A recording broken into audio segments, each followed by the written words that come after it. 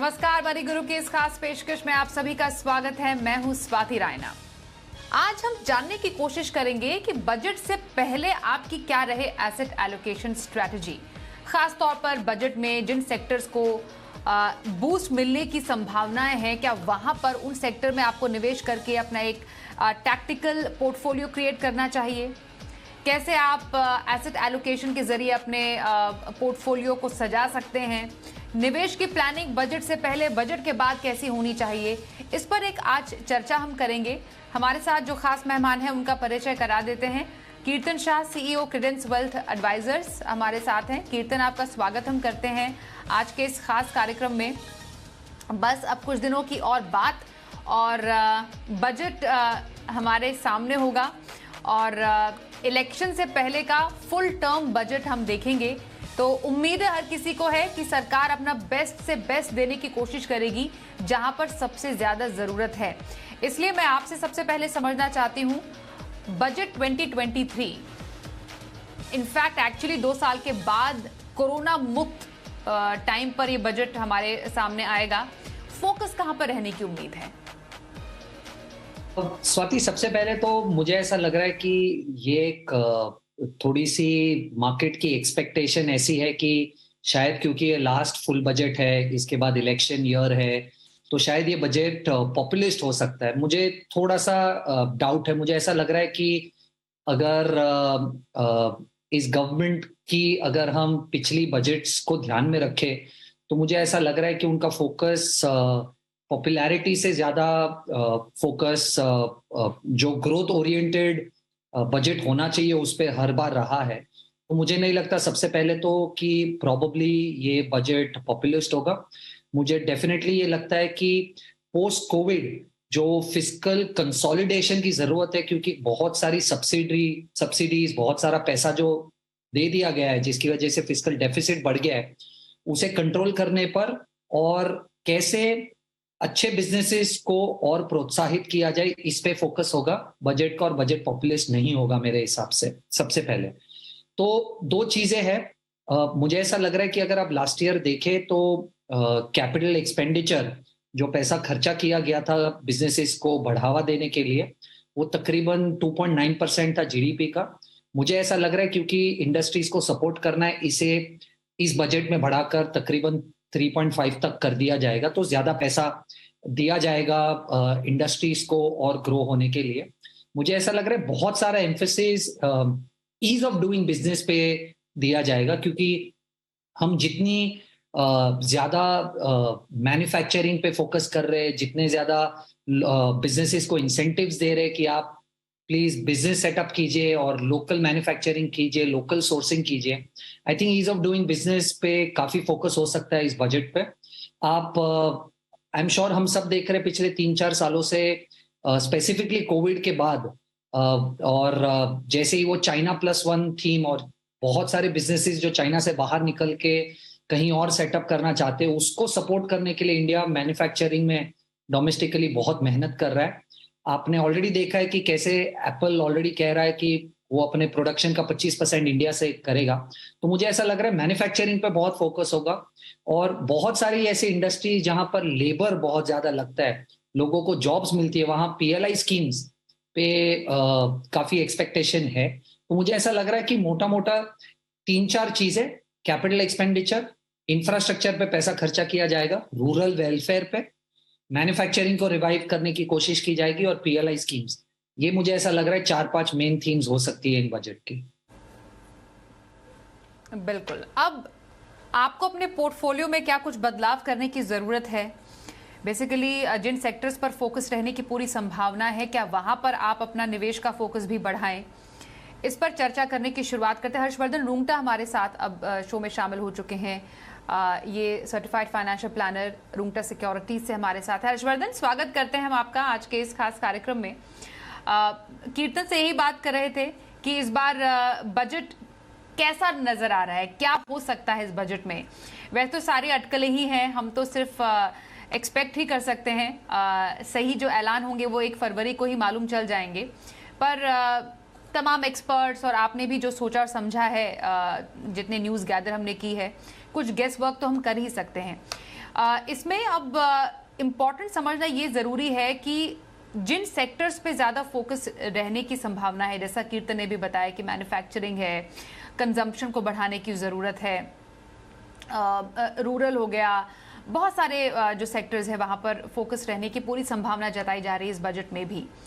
क्या किसी एक निवेशक को इन संभावनाओं को ध्यान में रखते हुए अपने पोर्टफोलियो में कोई टैक्टिकल मूव करने की ज़रूरत है at the moment? Basically budget से पहले कोई टैक्टिकल एसेट एलोकेशन किया जाए?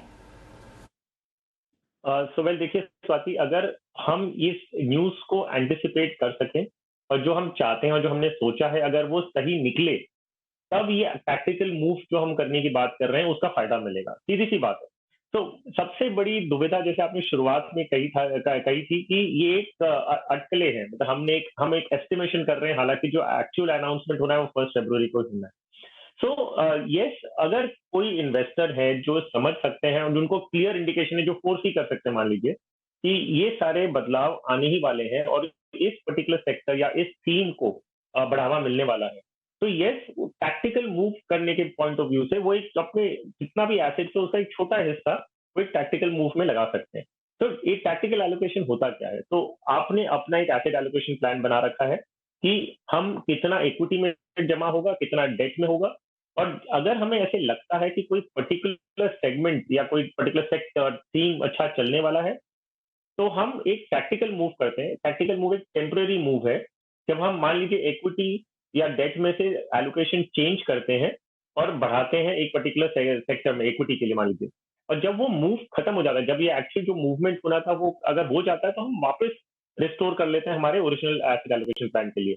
तो इसमें सबसे बड़ी जो फैक्टर है, जो एक का जो फैक्टर है, वो ये है कि अगर आप ये फोर्स ही कर सकें, आप में अगर वो मार्केट स्किल्स हैं, आप उसमें एंट्री और एग्जिट दोनों प्लान करें। सो एंट्री कब करना है? बिफोर दैट मूवमेंट कम, और एग्जिट जब वो पीक है या जब आपने अपना प्रॉफिट बना लिया तब आप वो एग्जिट करें। अगर आप ये सारी चीजें कर सकते हैं तो ही दिमाग लगाइए, otherwise there is no point. Quite honestly, अगर एक लॉन्ग टर्म इन्वेस्टर है, तो लॉन्ग टर्म इन्वेस्टर क्या कहते हैं, मान लीजिए 8-10 साल के ऊपर आपका गोल है, तो अब आप अगर ये सारे बदलाव करने की कोशिश करते हैं, उसका जो नेट इम्पैक्ट आपको 8 या 10 या 15 साल बाद आएगा वो ज्यादा नहीं होगा।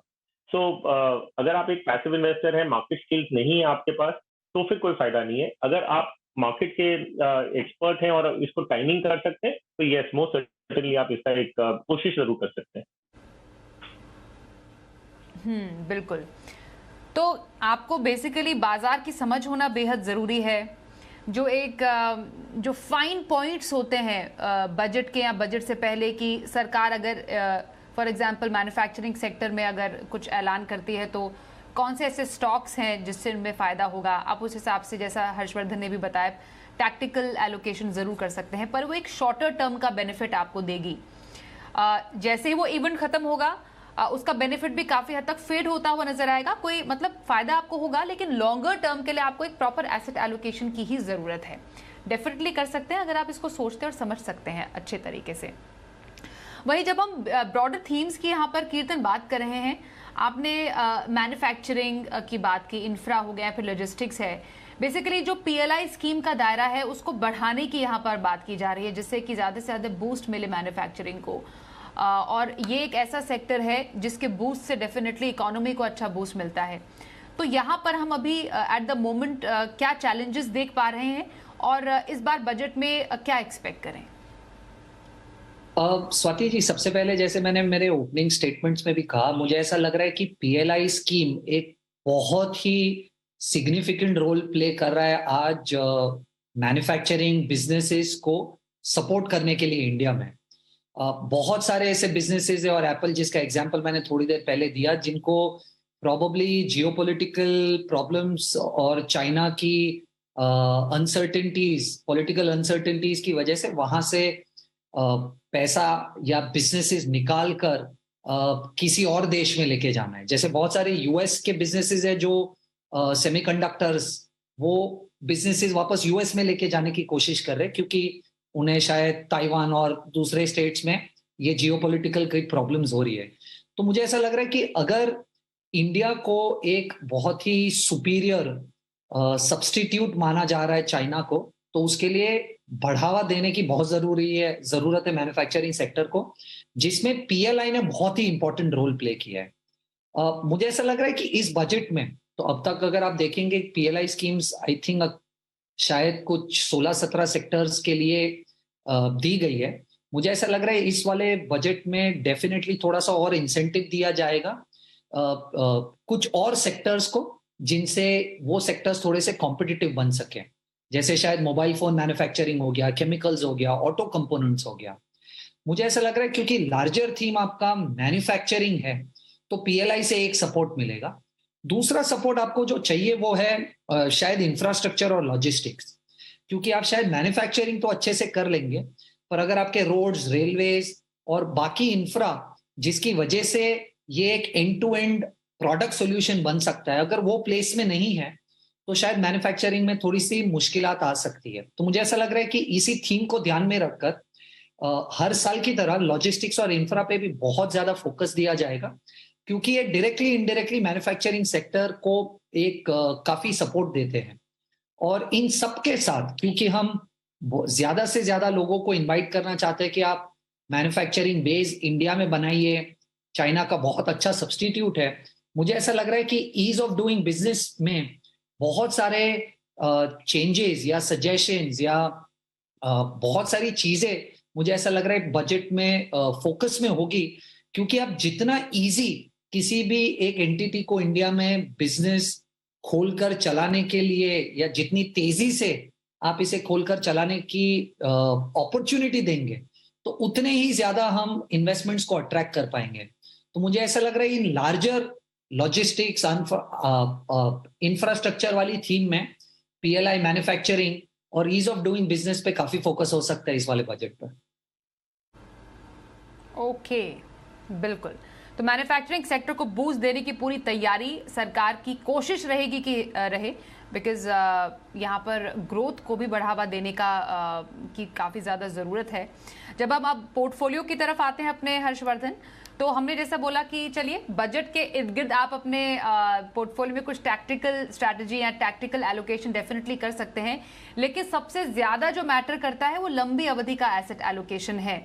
तो लॉन्ग टर्म में अगर मानिए किसी ने बजट के इर्द गिर्द ये सोचते हुए एंटिसिपेशन में कुछ चेंजेस किए हैं, वो लॉन्ग टर्म में कितना फायदेमंद साबित होगा, और आफ्टर ऑल आपकी लंबी अवधि का जो एसेट एलोकेशन प्लान है वो कैसा हो? सो देखिए स्वाति, आप ना अगर एक टैक्टिकल मूव कर रहे हैं, सो मान लीजिए हम कहते हैं कि जैसे कीर्तन ने कहा कि लॉजिस्टिकल जो सेगमेंट है उसमें बढ़ावा मिल सकता है। तो एक उदाहरण दे रहा हूँ मैं आपके। तो एक ट्रांसपोर्टेशन एंड लॉजिस्टिक्स फंड भी है, म्यूचुअल फंड एक ऑफर करता है, which is more like a thematic set of fund है, जहाँ पे आप सिर्फ उन्हीं कंपनियों में इन्वेस्ट करते हैं जहाँ जो लॉजिस्टिक्स और ट्रांसपोर्टेशन में इन्वेस्ट करती है, कंपनीज में इन्वेस्ट करती है। अब आप एक इन्वेस्टर है, आपका 100 रुपया मान लीजिए टोटल इन्वेस्टमेंट कॉर्पस है, आप एक टैक्टिकल मूव के लिए कितना रुपया लगा सकती हैं? ज्यादा से ज्यादा आई बिलीव 10% या 20%, आप पूरा 100% तो मूव करेंगे नहीं। तो आपने मान लीजिए 10 या 20% अपने इस पूरे पोर्टफोलियो का आपने एक टैक्टिकल मूव किया और आपने इसे एक ट्रांसपोर्टेशन लॉजिस्टिक्स फंड में इन्वेस्ट कर दिया। अब बजट आ गया, बजट का जो इफेक्ट आना था, मान लीजिए इसका जो असर आना था, वो प्राइस मूवमेंट थोड़ा होता है, और जो भी बजट अनाउंसमेंट होती है उसका जो सेक्टर पे इवेंचुअल बेनिफिट आना है उसको, it's a long term process. ऐसा नहीं कि 1 फरवरी को बता दिया तो लॉजिस्टिक और ट्रांसपोर्टेशन जो सेक्टर है वो 3 महीने में पूरा बन जाएगा। ये इंफ्रास्ट्रक्चर प्रोजेक्ट होते हैं, ये शुरू होते हैं और कंप्लीट होने में कई बजट लग सकते हैं, कई साल लग सकते हैं। तो आप क्या करेंगे, इसे 10 to 20% आपने इसमें इन्वेस्ट किया। अब आप इसे एग्जिट प्लान करती, मान लीजिए 2 साल में आपने एग्जिट किया, इसका जो आपको फायदा मिला, नाउ इसको आप कंपेयर करेंगे विज़ा-विज़ योर डाइवर्सिफाइड फंड। आपके पास एक डाइवर्सिफाइड फंड भी था, मान लीजिए बाकी का 80% आपने डाइवर्सिफाइड फंड में रख रखा है। अब वो डाइवर्सिफाइड फंड मैनेजर जो है, उन्हें भी पता है कि ट्रांसपोर्टेशन लॉजिस्टिक्स सेक्टर में थोड़ा फायदा हो सकता है और इन पर्टिकुलर कंपनियों को फायदा होगा। तो आपके डाइवर्सिफाइड फंड में भी उन्होंने एक्सपोजर लिया है, हालांकि ऑफकोर्स उसमें एक्सपोजर मैक्सिमम 5% का होगा, जहाँ की आपने अगर सेक्टर फंड में डाला तो 100% आपका उसमें एक्सपोजर रहा है। सो ओवरऑल अब ये सवाल उठता है कि 8, 10 या 15 साल बाद ये पूरे मूव का जितना आपने ये 20% लगा के उसमें कमाया या एंट्री एग्जिट प्लान की, और ये एक्चुअली फायदेमंद निकला, so that has to be the underlying factor. तो इसका इम्पैक्ट ओवर 10 इयर्स 15 इयर्स इतना ज्यादा आपके पोर्टफोलियो पे नहीं आएगा, क्योंकि आपका एलोकेशन भी छोटा सा था। आपने मान लीजिए 2 साल के लिए किया था, 2 साल में आपने निकाल लिया, वापस आपने डाइवर्सिफाइड फंड में ही आए हैं। तो कहने का ये मतलब है, मैं डिस्करेज नहीं कर रहा, तो अगर ऐसा किसी को लगे कि ये करना बिल्कुल भी फायदेमंद नहीं है, मैं ये मानता हूँ लॉन्ग टर्म इन्वेस्टर है अगर आप, तो बजट के अनाउंसमेंट के आसपास अगर आप कोई मूव करना चाह रहे हैं, इसका इम्पैक्ट जो आप समझते हैं आपके पोर्टफोलियो पे होगा उतना नहीं होगा। तो या तो आप अपने शौक के रूप में करिए कि मुझे टाइमिंग करना है, मुझे थोड़ा अल्फा ज्यादा जनरेट करना है फ्रॉम अ डाइवर्सिफाइड फंड, तो ठीक है। लेकिन आप अगर ये उम्मीद रख रहे हैं ये काम करने से मेरा मेरा रिटर्न ओवरऑल जहां पे मान लीजिए 12-14% आ रहा था, इसकी वजह से मेरा 18-19-20% होगा, वो नहीं है। तो अपनी एक्सपेक्टेशन को रियलिस्टिकली रखें। और इनफैक्ट मैं आपसे ये कहूंगा कि मैं खुद भी बजट रिलेटेड कोई भी अपने पोर्टफोलियो में चेंजेस नहीं कर रहा, क्योंकि मेरे में वो क्षमता नहीं है, मेरे में वो एक्सपर्टीज नहीं है कि मैं हर सेक्टर को टाइम करूं, एंट्री एग्जिट करूं, और अगर करने की कोशिश भी करूं तो इवेंचुअली मुझे क्या मिलने वाला है एक्स्ट्रा? मुझे नहीं लगता मुझे 10-15 साल के ऊपर में कुछ ज्यादा फायदा होने वाला है। एक बहुत ही इम्पोर्टेंट सेक्टर है जिस पर सरकार हमेशा से डेफिनेटली फोकस करती ही है, और उसका काफ़ी हद तक जो कनेक्शन है वो आम आदमी से है। कंजम्पशन सेक्टर की यहाँ पर बात कर रहे हैं। कंजम्पशन सेक्टर को बढ़ावा मिले, उसको लेकर अभी एक्चुअली बजट में सरकार को कैसे कदम उठाने की ज़रूरत है? स्वाति जी, अगर आप देखें कंजम्पशन में, तो सबसे पहले अगर आप पिछले कुछ महीनों का अगर डेटा देख ले आईआईपी का, इंडस्ट्रियल प्रोडक्शन नंबर, सबसे बड़ा प्रेशर उस पे कंज्यूमर ड्यूरेबल्स और नॉन कंज्यूमर ड्यूरेबल से आ रहा है। ठीक है, अगर आप ये देखें तो इसका सीधा इम्पैक्ट कंजम्पशन का एक नहीं बहुत सारे अलग अलग सेक्टर्स पर आता है। जैसे आप देख लीजिए, कंजम्पशन का इफेक्ट एफएमसीजी पर भी आएगा, कंजम्पशन का इफेक्ट रिटेल पर आएगा, 2 व्हीलर्स पर आएगा, 4 व्हीलर्स पर आएगा, ज्वेलरी पे आएगा, फैशन प्रोडक्ट्स पे आएगा। तो कंजम्पशन एक ऐसा थीम है जो शायद एक सेक्टर को नहीं, बहुत सारे अलग अलग सेक्टर्स को डायरेक्टली इनडायरेक्टली इफेक्ट करता है। इसे सॉल्व करने का लार्जली मेरे हिसाब से एक सोल्यूशन ये हो सकता है कि ऑफ कोर्स आप इन्फ्लेशन को कंट्रोल करने की कोशिश कीजिए, क्योंकि जब आप इन्फ्लेशन को कंट्रोल करते हैं चीजें काफी अफोर्डेबल हो जाती है और कंजम्पशन थोड़ा सा बेटर हो जाता है। पर दूसरा तरीका कंजम्पशन को बूस्ट करने का ये है कि आप लोगों के हाथ में ज्यादा पैसा दे दीजिए, और जब लोगों के हाथ में ज्यादा पैसा आ जाएगा तो आप कंजम्पशन को ऑटोमेटिकली बूस्ट कर पाएंगे, क्योंकि डिमांड शायद बढ़ जाएगी। तो हर बार एक्सपेक्टेशन आम आदमी की यही होती है कि शायद टैक्स में कुछ राहत मिल जाए जिसकी वजह से कंजम्पशन बढ़ जाए। तो अगर आप देखें, if I am not wrong, 2015-16 से if I am not wrong 2.5 lakh की जो ये लिमिट है वो 2.5 लाख पर अटकी हुई है।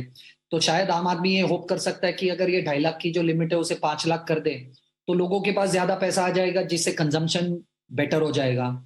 या अगर आप जो पीक टैक्स है जो 43% है उसको कम कर दे 35%, तो शायद कंजम्पशन बढ़ सकता है।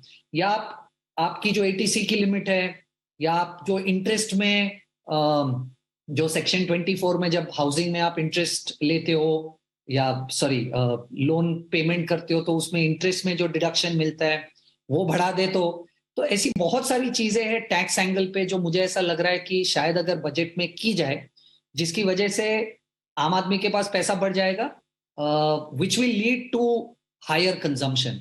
ऑफ कोर्स ये सब एक्सपेक्टेशंस हैं। प्रॉब्लम ये है कि कोविड होने के बाद इतना ज्यादा पैसा गवर्नमेंट ने भी सब्सिडीज में लगाया हुआ है कि ऑलरेडी फिस्कल डेफिसिट कंट्री का बहुत बढ़ चुका है। तो कितनी राहत टैक्स कम करने से मिल सकती है वो शायद डिफिकल्ट है गेज कर पाना। पर कंजम्पशन एक ऐसा थीम है जो बहुत सारे सेक्टर्स को अफेक्ट करता है, और अगर आप इन्फ्लेशन को कंट्रोल कर पाए या आप अगर लोगों के हाथों में ज्यादा पैसा दे पाए, ये एक अच्छा तरीका होगा कंजम्पशन को रिवाइव करने के लिए। ओके, तो कंजम्पशन को रिवाइव करना बेहद ज़रूरी है, और ये एक सरकार के लिए चुनौती भी है, चैलेंज भी है, जिससे वो पार पाने की डेफिनेटली कोशिश करेगी, क्योंकि एक तरफ महंगाई है तो दूसरी तरफ ग्रोथ का भी ख्याल रखना है। वहीं जब हम एसेट एलोकेशन के हर्षवर्धन बात कर रहे हैं, आपने बखूबी समझाया कि कैसे टैक्टिकल एलोकेशन हमेशा लंबी अवधि के लिए उतना ज़्यादा कारगर साबित नहीं होता है, पर लंबी अवधि का एसेट एलोकेशन होता कैसा है ये मैं आपसे समझना चाहती हूँ कि उसमें कैसे बदलाव होने चाहिए लॉन्ग टर्म के लिए। क्या ऐसी स्ट्रैटेजी रहे कि आप निवेश करें और उसको एक तरीके से भूल जाएं कि हाँ हमने निवेश किया था, और उसको इस तरीके से भूलें कि आपके साथ वो निवेश लंबे टाइम के लिए रहे, और जब जरूरत पड़े, बहुत जरूरत पड़े, तभी उसमें बदलाव करें। सो देखिए स्वाति, अगर कोई भी इंडिविजुअल अपना इन्वेस्टमेंट जर्नी शुरू करते हैं, तो वो पहला कदम उनको ये रखना है कि मैं कैसे अपने पैसे डिवाइड करूंगा डिफरेंट एसेट क्लासेस में, और वो करने की जरूरत क्यों है। तो मान लीजिए जब इक्विटी मार्केट वॉलेटाइल होता है, तब आप देखेंगे गोल्ड का भाव बढ़ने लग जाता है, क्योंकि गोल्ड एक सेफ हेवन बन जाता है। Gold and equity market inversely related है। सो ऐसे आपको अपने पोर्टफोलियो में अपने अलग अलग एसेट्स डालने, एसेट क्लास डालने, ताकि आप अपने रिस्क को अच्छी तरह मैनेज कर सके। बचपन से कहावत भी है कि don't put all your eggs in one basket, सारे अंडे आप एक ही घोंसले में नहीं रखते। तो वही फिलॉसफी है कि आप जब अपने पैसे इन्वेस्ट करें, अलग अलग प्रोडक्ट्स में डालें, ताकि एक जो ज्यादा रिस्की होता है और दूसरा कम होगा, तो आपस में एक दूसरे को मैनेज कर लेंगे। अब इसके अलग अलग तरीके होते हैं। तो अगर हम प्राइमरीली देखें, 4 प्राइमरी तरीके हैं, बेसिक तरीके हैं एसेट एलोकेशन के। एक जो बहुत सिंपल है, जो हम सुनते हैं कि जो थंब रूल की बात करते हैं कि भाई आपकी जितनी उम्र है, तो आप एसेट एलोकेशन जो करते हैं अपनी उम्र को ध्यान में रखते हुए करते हैं। वो ये है कि अगर आप 30 साल के हैं, तो आप 30% अपना पोर्टफोलियो डेट और गोल्ड वगैरह में लगाएंगे, जो थोड़ा सेफर माना जाता है, और 70% आप इक्विटी में लगाएंगे। तो ये एज के हिसाब से आपने एसेट एलोकेशन तय कर लिया, और इसमें जैसे जैसे बदलाव, आपकी उम्र बढ़ती रहती है, आप बदलाव करते रहते हैं। दूसरा होगा जो स्ट्रेटेजिक या जो स्टैटिक या कांस्टेंट वेट एसेट एलोकेशन जो कहते हैं। ये एक सिंपल फिलॉसफी है। आप इसमें एज को अपनी कंसीडरेशन में नहीं लेते। आप देखते हैं कि आपकी रिस्क प्रोफाइल क्या है, आपके गोल्स क्या हैं, और इस मुताबिक आप डिसाइड करते हैं कि कितना आपका इक्विटी और कितना डेट में जाएगा। सो मान लीजिए आपने सब इवैल्यूएशन करने के बाद देखा कि आपका 60% आपको इक्विटी में रखना है और 40% आपको डेट में रखना है। ये एसेट एलोकेशन से आपने साल की शुरुआत की। साल के एंड में मान लीजिए इक्विटी मार्केट 20% बढ़ा है और डेट में आपको 5% का गेन हुआ है। सो टोटल जब हम एंड में मिलाएंगे, आप ये देखेंगे कि आपका जो ओरिजिनल एसेट एलोकेशन था 60% इक्विटी एंड 40 डेट, ये बदल के आपका 63% इक्विटी हो गया और 37% डेट हो गया। ये क्योंकि मैं जो रिटर्न की बात कर रहा हूँ। अब ये चीज में आप क्या करेंगे, इक्विटी आप 3% बेचेंगे और आप डेट थोड़ा और खरीदेंगे। तो ये आप रीबैलेंस करते हैं अपने एसेट एलोकेशन को। दिस इज अ कांस्टेंट वे। तीसरा जो तरीका है वो है डायनेमिक एसेट एलोकेशन। आप ये कहते हैं कि मैंने अपना रिस्क प्रोफाइलिंग वगैरह तो देख लिया, लेकिन मुझे अपना इक्विटी एलोकेशन जो है वो मुझे मार्केट की वैल्यूएशन पे डिपेंड करना है। वो मेरे गोल्स हटा दीजिए, मेरे टाइम होराइजन हटा दीजिए। मोर ओवर मेरा खाली ये इंटेंट है कि मार्केट के वैल्यूएशन के हिसाब से मुझे इक्विटी में कम या ज्यादा करना है। फिर डायनेमिक एसेट एलोकेशन क्या करता है, वो मार्केट की वैल्यूएशन के बेसिस पे इक्विटी और डेट में एलोकेशन लेता है। तो जो मैट्रिक्स है वो प्राइस टू अर्निंग हो सकता है, प्राइस टू बुक हो सकता है, जो भी आपको इंडेक्स का जो भी मैट्रिक्स लेना है वो लेके आप इक्विटी डेट एलोकेशन करते हैं। तो मान लीजिए मार्केट की पी 21 है, तो आप कहेंगे कि मेरा इक्विटी एलोकेशन 60% होना चाहिए। मार्केट की पी बढ़ के अगर 30 हो जाती है, तो आप अपना इक्विटी एलोकेशन घटा के फ्रॉम 60 उसको घटा के 30 कर दें। तो ऐसे जो फ्लक्चुएशंस हैं, ये आपको मार्केट वैल्यूएशन के बेसिस पे करने हैं। तो ये है कि ये हो गया डायनेमिक एसेट एलोकेशन। और जो लास्ट हमने जो है वो है टैक्टिकल एसेट एलोकेशन, जो हमने ऑलरेडी डिस्कस कर लिया। तो ऐसे अलग अलग तरीके हैं जहां पे आप अपने एसेट एलोकेशन प्लान बना सकते हैं। कोई वन साइज फिट ऑल नहीं होता, लेकिन आपको अपना एसेट एलोकेशन मेंटेन करना है। आप प्रोसेस चेंज कर सकते हैं, एलोकेशन चेंज कर सकते हैं, स्टाइल चेंज कर सकते हैं, लेकिन आपको एसेट्स डिवाइड करके रखने होंगे। और लॉन्ग टर्म व्यू में अगर देखेंगे, तो ये जो एसेट एलोकेशन है, यही डिटरमाइन करेगा कि एंड में आपका कैपिटल सेफ्टी, कैपिटल ग्रोथ कैसे हो। बिल्कुल बिल्कुल। तो बजट से पहले बजट की तैयारी, अपने पोर्टफोलियो प्लानिंग की तैयारी, कौन से सेक्टर पर रह सकता है फोकस, कौन सी थीम का रखें ध्यान, और कैसे बनाएं अपना पोर्टफोलियो प्लान, इस पर चर्चा की हमने। कीर्तन शाह और हर्षवर्धन रुंगटा दोनों का शो में शामिल होने के लिए आपका धन्यवाद करते हैं। आज के इस कार्यक्रम में बस इतना ही। रुकते हैं एक ब्रेक के लिए। देखते रहिए जी बिजनेस।